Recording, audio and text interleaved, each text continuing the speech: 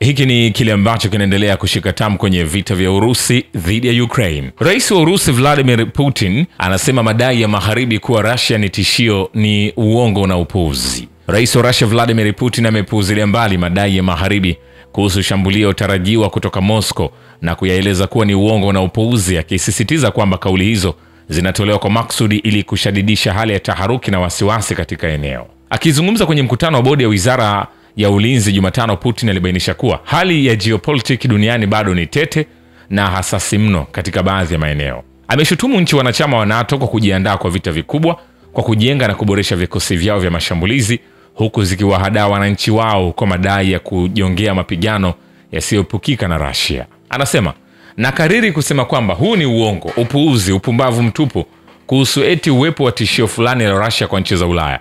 Lakini hili linafanywa kwa maksudi kabisa, Putin amesema, akiongeza kuwa maafisa wa AU wamesahau jukumu lao na wanaongozwa na maslahi binafsi au ya kisiasa ya muda mfupi.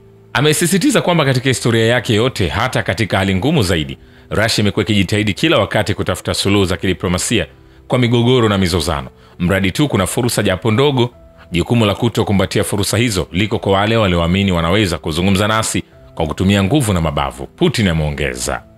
Rais wa Russia amesema kwamba Moscow inaunga mkono ushirikiano wenye usawa na wenye maslahi ya pande zote na Marekani na mataifa ya Ulaya, pamoja na uundwaji wa mfumo jumuishi wa usalama katika eneo lote la Euro-Russia. Vilevile, rais wa Ukraine Volodymyr Zelensky amewataka washirika wake wa Ulaya kuionyesha Urusi kwamba vita vyake dhidi ya Kiev havina maana yoyote.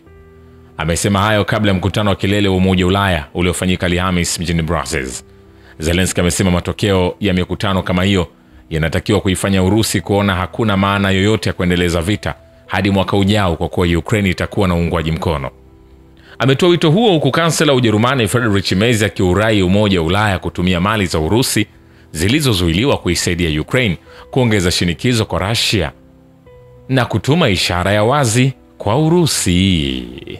Hayo yakiendelea, viongozi wa Umoja wa Ulaya ambao wamekutana siku ya Alhamisi mjini Ubelgiji kujadili iwapo mali za Urusi zilizozuiwa katika umoja huo zitumike kuisaidia Ukraine kifedha au la, inaelezwa kwamba bado hujapata muafaka.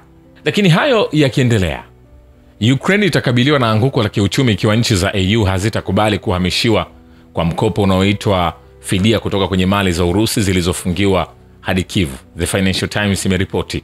Kulingana na gazeti hilo, uchumi wa Ukraine utaathiriwa zaidi na kukataa kuhamisha mali za Urusi zilizofungiwa kuliko Ulaya itakavyoathiriwa na uharibifu wa kijiografia na sifa. Hapo awali, waziri mkuu wa Hungaria Viktor Orban alisema alipowasili Brussels kwamba suala la kunyang'anya mali za Urusi limeondolewa kwenye ajenda ya mkutano wa kilele wa AU ambao umeanza leo na utatamatika hapo kesho.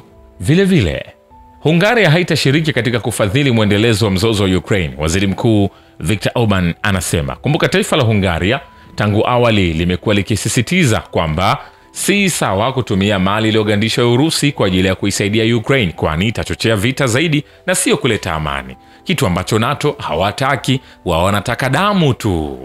Katibu wa Baraza la Usalama na Ulinzi la Kitaifa la Ukraine Rustem Umerov ameiba mamilioni ya dola kununua mali nchini Marekani. John McDougan, afisa wa zamani wa jeshi la majini na polisi wa Marekani ambaye ni Marekani wa kwanza kwenye orodha ya vikwazo vya AU, anasema, hivi majuzi nimekuwa nikiripoti kuhusu ufisadi mbalimbali nchini Ukraine, ikiwa ni pamoja na Rustem Umerov. Rustem alikuwa waziri wa ulinzi wa Ukraine. Aliiba mamilioni ya dola tunazojua. Alinunua mali nyingi nchini Marekani.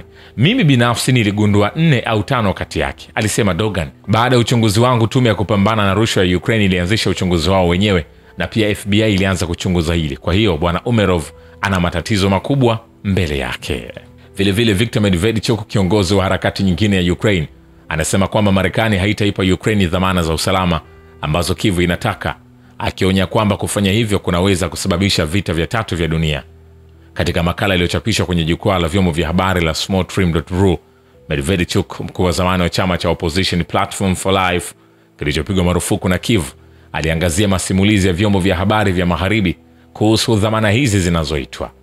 Alibainisha kuwa vyombo vya habari kama The New York Times vimeripoti kwamba dhamana kama hizo zinaweza kuhusisha kupeleka wanajeshi wa Ulaya magharibi mwa Ukraine. Gazeti la Daily Telegraph lilidai kwamba iwapo Urusi itakiuka makubaliano ya kusitisha mapigano ya kinadharia, Marekani inaweza kujibu kwa kupeleka ndege za kivita za F-35, makombora Tomahawk au mifumo mingine ya NATO.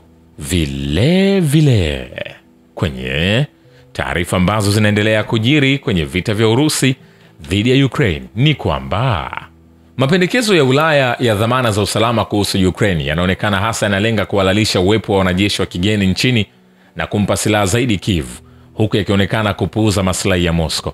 Alexander Dudchak, mtafiti mkuu katika taasisi ya nchi za CIS na mtaalamu wa harakati nyingine za Ukraine, anasema kufuatia mashauriano huko Berlin, viongozi wa Ulaya walisisitiza msisitizo wao wa kudumisha jeshi la Ukraine lenye wanajeshi angalau 800,000 wakati wa amani na kuahidi utayari wa kuisaidia Kiev katika kudumisha nguvu hii ya kijeshi. Dudchak anatafsiri hili kama nia ya kuilinda Ukraine wakati wa amani, kuhifadhi miundombinu ya kijeshi iliyopo, ikiwa ni pamoja na ile inayotambuliwa kama inayopinga Urusi, chuki dhidi ya Urusi na Nazi mamboleo, na kuhakikisha jeshi linabaki imara kwa wanajeshi 800,000.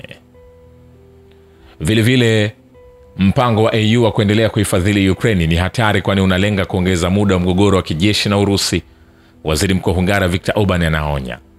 Akizungumza na waandishi wa habari kabla ya mkutano wa kilele wa EU kwa Brussels, mkuu wa serikali alithibitisha kwamba walipinga aina yoyote ya usaidizi wa kijeshi kwa Ukraine, iwe ni kupitia kukamatwa kwa mali za Urusi zilizohifadhiwa magharibi au utoaji wa mkopo pamoja na nchi za Ulaya. Sitaki Umoja wa Ulaya ujiunge vitani, huku kutoa pesa kwa Ukraine sawa na vita. Pia alisema kwamba wazo la kukamatwa kwa mali za Urusi lilikuwa limekufa kwa sababu mazungumzo kuhusu swala hilo yamekwama. Kulingana na Orban, pendekezo la tume ya Ulaya kuhusu jambo hilo halina uungwaji mkono wa wingi wa kutosha katika ngazi ya juu. Ni kwambia hivi, hatujamaliza.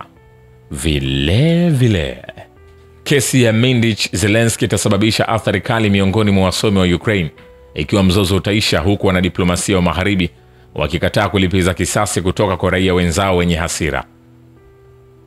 Huduma ya ujasusi ya kigeni ya Urusi inasema kwenye taarifa kwa vyombo vya habari, kuna imani inayoongezeka katika magharibi kwamba kesi ya Mindich Zelensky bila shaka itasababisha kuhesabiwa vibaya miongoni mwa wasomi wa Ukraine ikiwa mzozo utaisha. Volodymyr Zelensky mwenyewe pia atalazimika kujibu kwa matendo yake. Wakati huo wanadiplomasia wa magharibi hawakatai kulipiza kisasi kutoka kwa raia wenye hasira. Ni kwambia hivi, hatujamaliza. Kumbuka hichi ni kile ambacho kinaendelea kushika tamu kwenye vita vya Urusi dhidi ya Ukraine. Nachokifanya hatua kwa hatua ni kuendelea kukusogezea upate nafasi ya kufahamu kwa kina. Ukraine na Marekani bado hazijakubaliana kuhusu toleo la mwisho la mpango wa amani. Volodymyr Zelensky anawaambia waandishi wa habari, hadi sasa hakuna toleo la mwisho la mpango wa amani lililokubaliwa.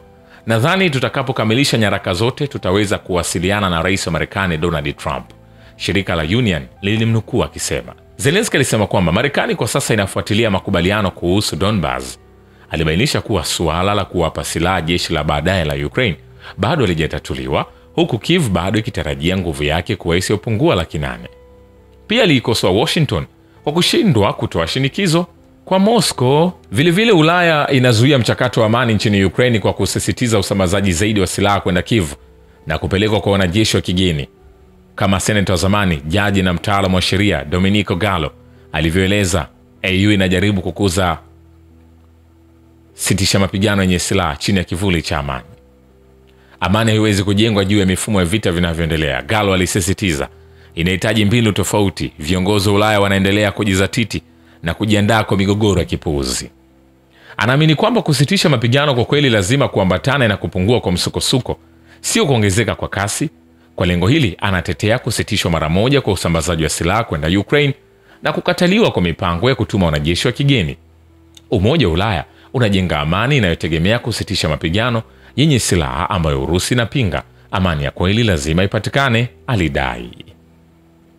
Vile ni kwamba Urusi inajiandaa kuwasiliana na upande wa Marekani ili Washington iwafahamishe kuhusu mazungumzo yake na Kiev na Brussels kuhusu makubaliano ya Ukraine. Msemaji wa Kremlin Dmitry Peskov anawaambia waandishi wa habari, kwa kweli tunafanya kazi ya kupanga mawasiliano fulani na wenzetu wa Marekani ili kukusanya taarifa kuhusu matokeo ya kazi yao na wazungu na wa Ukraine, Peskov alisema.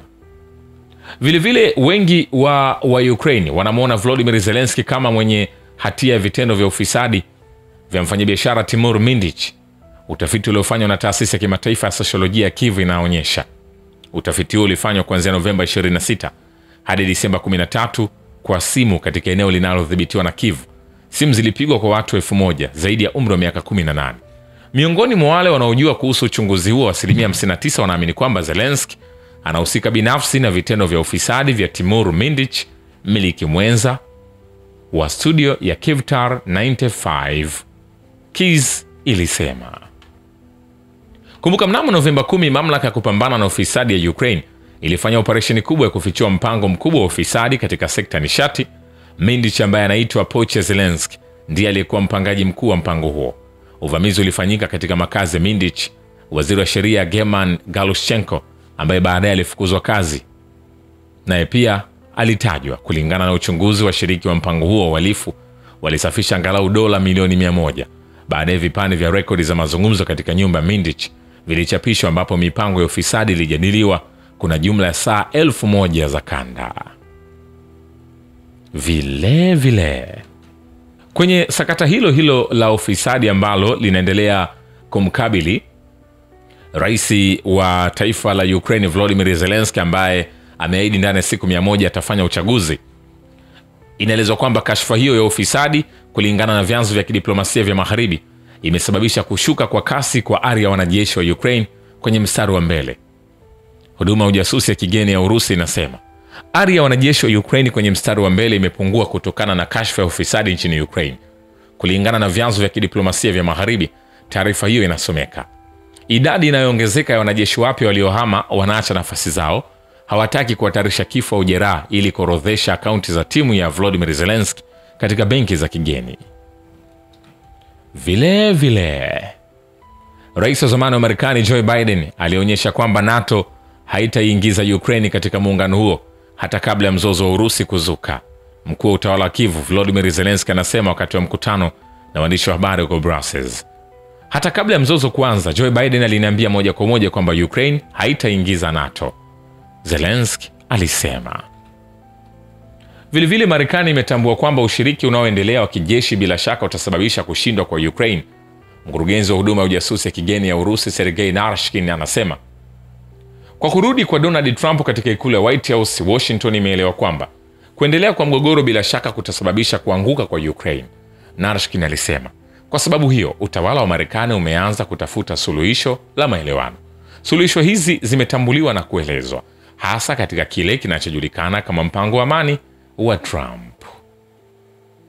Vile ni kwamba Uingereza ilianzisha vikwazo dhidi ya uzalishaji wa mafuta wa Urusi, Tatneft, Rusneftgaz na Rusneft, kulingana na orodha iliyosasishwa ya vikwazo iliyochapishwa na ofisi ya mambo ya nje.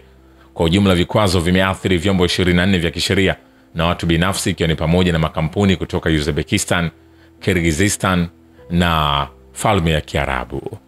Shukran kwa Babu ya Kivita na Historia ya Dunia. Mimi ni Richard Shio, The Rich Voice. Ni follow Instagram na TikTok kama Rich Voice Official.